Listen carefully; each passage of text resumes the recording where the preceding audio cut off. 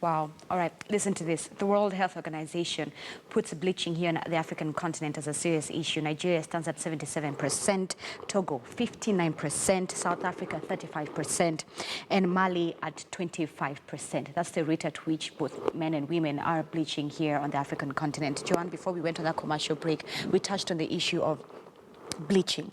But how do we begin to handle this bleaching issue? Yes, we break the stereotypes. I'm glad that we have now more makeup products that are favorable to dark-skinned women. But what more can we do to stamp on bleaching? Okay. I think the first thing is a policy and legal issue. Right. If you go to certain places in town that we shall not mention, just behind Odeon, if you're a dark-skinned girl, you'll get catcalled. Madam, kuja hapa. And by the way, a light-skinned girl is not going to get those catcalls. The reason for that is I remember I went there because I was buying a wig, because they also sell wigs. And just in the same booth that I was, there's a lady who was purchasing some skin lightening product. And this is a girl who owns a store, who's mixing things for you. This is not a doctor, this is not a dermatologist, no one. So unataka rangi gani? Deep ama ile tu surface. And then they mix, and they give you directions as to how to apply it. That's just tragic. And so we have a standardization body in our country. How are these products even legal? We not only know that they have health ramifications, you perhaps get patches on your skin. I was so intrigued when we spoke to a doctor, my friend, Dr. Ndegwa, who was part of this series and who explained what these products do. And she said that the products have hydroquinone, I hope I'm getting that correct, and that is the same substance that camera crew use in a dark room to make negatives. You know how negatives are black and white? That's the same substance that they use.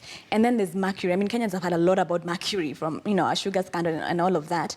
But they also use very harmful products.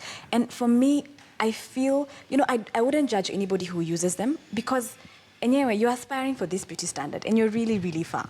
And you're trying to see how you can get there. But I definitely wouldn't advocate for them because they're just not good for you. Mia. Holly, share with Kenyans your story. Which one? I know. Top 3. Top 3. Well, the most recent one. A few years back, I was actually auditioned for a photo shoot. And the client wanted 2 different complexions because the product was basically trying to communicate that they cut across all shades. So they needed a dark girl and a light one. So Polly was ready. I was like, yes, finally, Billboard things. I'll be the face of a brand. Representation. Right? And I remember it changing and I was just thinking, oh my gosh, like, am I dark? Am I really dark? So I'd look at myself and look at now the other model and I'll be like, okay, yeah, I am dark because I am darker than her. So we did the photo shoot and everything, and I was waiting to see my face on the billboards, the magazines, and everything. Only for me to find out that they actually picked someone lighter than me to stand in for the dark skin-toned girls. Yeah. So you can imagine the shock on my face. So this is me thinking, so wasn't I pretty enough? Wasn't I beautiful enough? Wasn't I that complexion? So where do I lie? Because I'm not light, I'm not dark. So you were too dark for a dark skin. So I was either too dark for a dark skin, and I was too light for a beautiful or pretty girl. The confusion, yeah, I can imagine. It was quite traumatizing for me. And so after that, now approaching them, asking, so what happened? They said when the client looked at the pictures, you were too dark. Yeah. Wow. This might be an obvious question, given, look how gorgeous you look. Thank you. What effect did it have on your self-esteem and how you viewed yourself?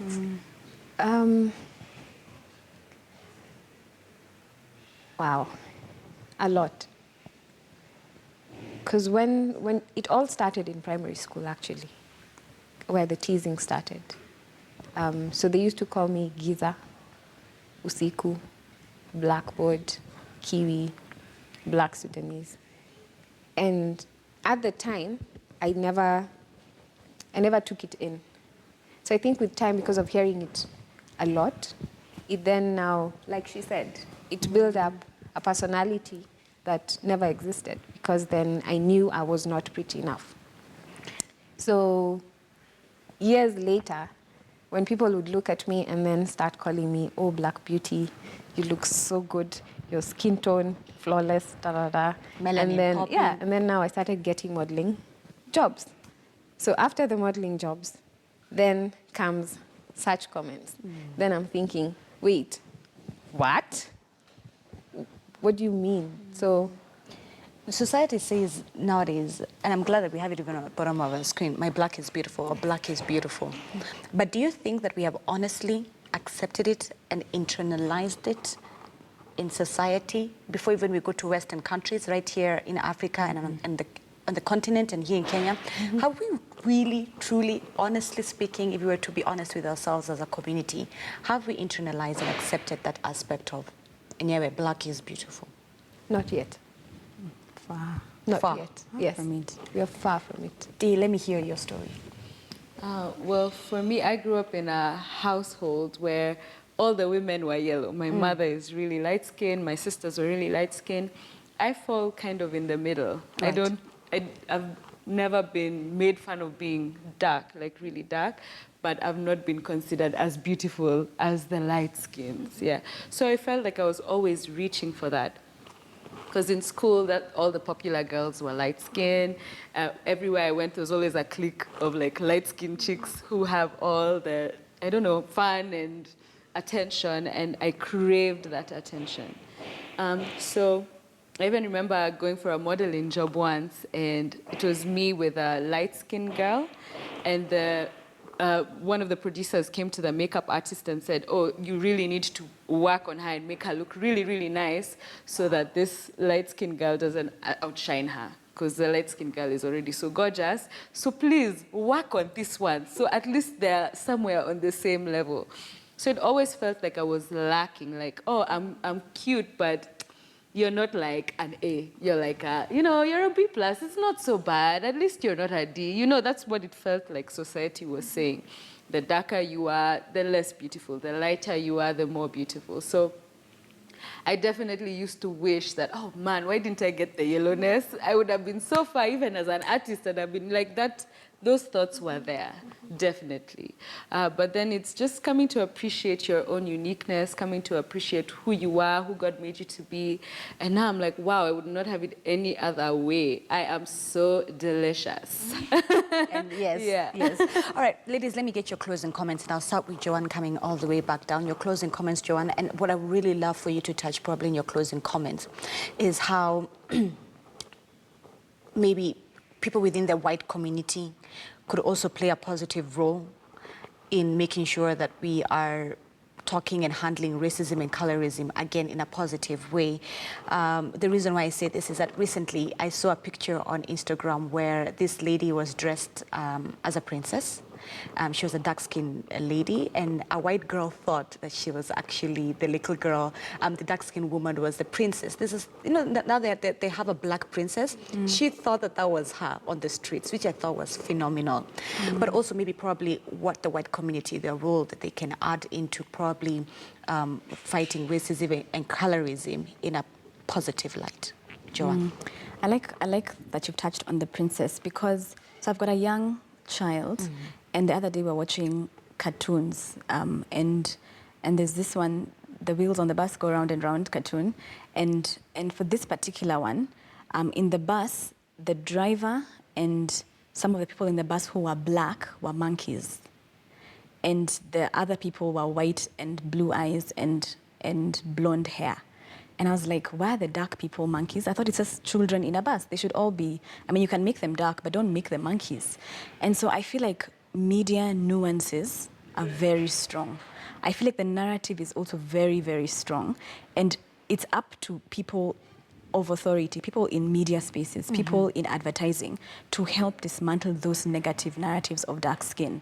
Because if I get into my car and I drive and I look at billboards and I only see light-skinned people, I'm wondering who's behind the advertising desks.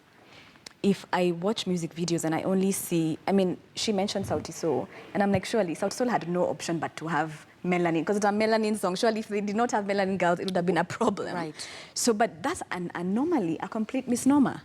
I remember watching just one of a very popular video the other day, and there's not a single chick who's even chocolate. And so I feel like the dismantling should begin from above. Anybody who has some influence, whether it's in casting, like models or art directors or advertising agencies or media, or even just news anchors. You know, I was giving an example because I'm a 90s child. I remember one of the only news anchors I remember who was dark-skinned was Lydia Manyasi. I don't know if anybody remembers her. There was a Catherine Kasavulis who was light-skinned. There was Zain Vaji, who's clearly Caucasian. Can we start dismantling so that when somebody watches you and says, I like this girl, I aspire to be like this girl. So I feel like that's the starting point. Inundate the space with variety. Let people see different scopes and different sizes and different shapes and different colors of beauty so that my aspirational levels are much higher. So that's what I would say in terms of where it can begin. And I guess to the white folks, I mean, the colonial remnants are really, I mean, I think they're pretty still solid in our system. And I hope that they would also not be racist, that they would appreciate black skin in all its variations, in whether if you're light skin, whether if you're chocolate, whether you're dark skin, that would be, you know, some uniformity and some unison in how they treat us as well. Polly. You are your definition of beautiful.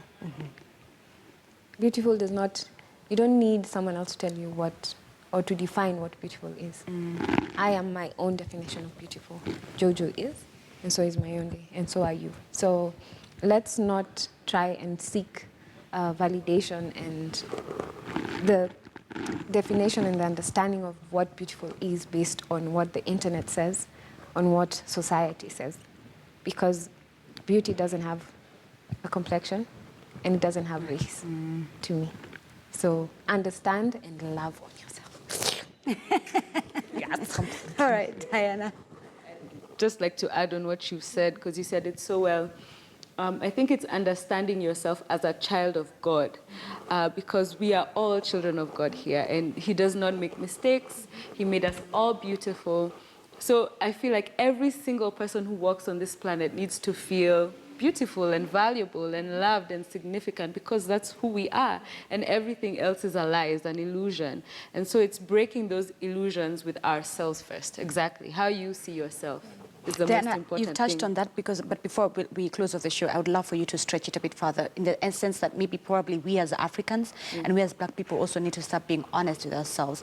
I like what Joanne had said earlier, be it if you're a casting director, be it if you are a mom, be it if you are a boyfriend, etc. How we also need, we as Black people have also been part of the problem rather than the solution in itself. You can't be dark. You can't be this rich, skin-toned, and then you're busy saying how you cannot date someone. That's the thing. So we also as Black people have been the problem. And we need to be honest with ourselves in that aspect. And Diana, you've touched on that. I want you to stretch it a bit further, and how probably even we as Black people need to be honest with ourselves and say we are also part of the problem as much as we should be part of the solution. Exactly. In fact, my husband works in advertising, and he's always trying to get dark people into the castings, and a lot of the times it doesn't work. But just having that intention, having the intention to uplift and encourage. And so even when you see your nieces and your nephews who have dark skin, affirm them, because you didn't have that. You probably, our aunties were not on that side.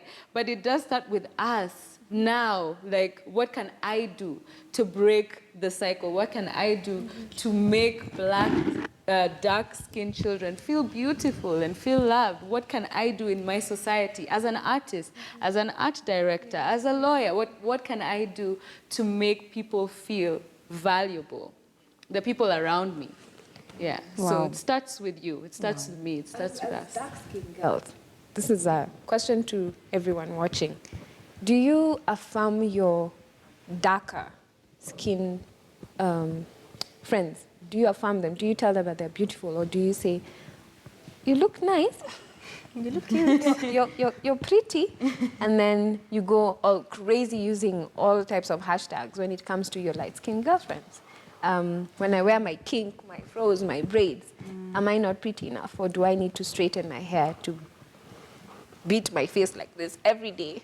Which, by the way, it's not, yeah. Or can I just walk out with my bare face and still be confident enough? Yeah, and still be confident and look pretty. Ladies, thank you so much for your time this morning. Thank you for coming on KTN News, and thank you for being the leaders behind this conversation that we should be having, not only here in Kenya, but also on the African continent. And I wish you all the best in really driving this conversation.